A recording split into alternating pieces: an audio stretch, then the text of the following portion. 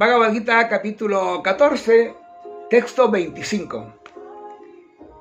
El que se muestra inalterable en la honra y en la infamia, que él mismo es para el amigo y para el enemigo, y que renuncia a toda empresa, un hombre tal ha transpuesto las cualidades. O sea, quería saber cómo actúa una persona en base a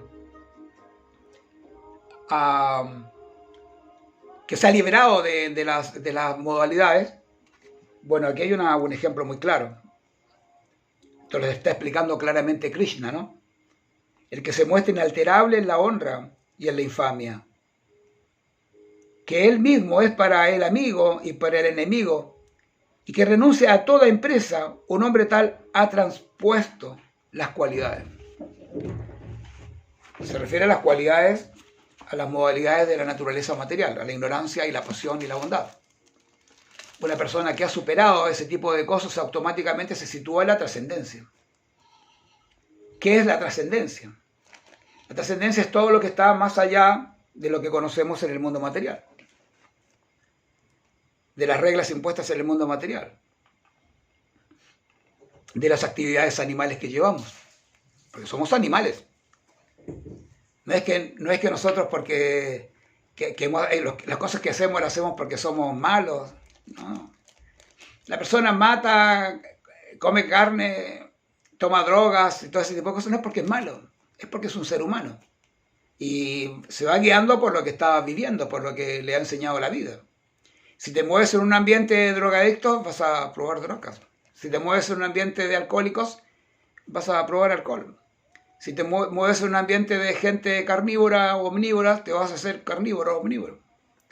Si te mueves en un ambiente de personas que practican yoga y llegan y tienen comprensión acerca de lo que es el verdadero yoga, tú vas a actuar de esa misma manera, vas a tener otro modo de ver la vida.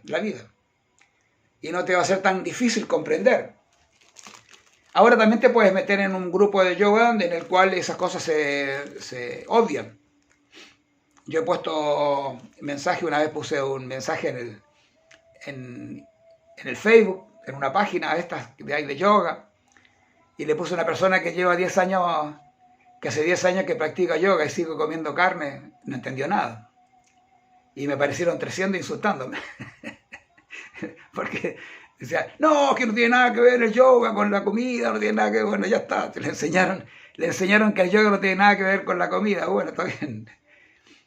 Pero si tú para practicar yoga, tú tienes que situarte en la bondad, y para poder estar en la bondad tienes que comer cosas más saludables, más sanas, que no traigan toda esa adrenalina de la matanza, de la muerte, porque eso te perjudica para tu avance espiritual. Es por eso, ¿no? O sea, si tú no vas a practicar yoga y tomas alcohol y comes carne, es tu vida, no hay ningún problema. El problema viene cuando tú empiezas a practicar yoga, entonces ahí es cuando tienes que cambiar tus cualidades o tus hábitos. Porque una persona que está compitiendo a nivel superior en el deporte, a él le dan una dieta especial para seguir ese deporte.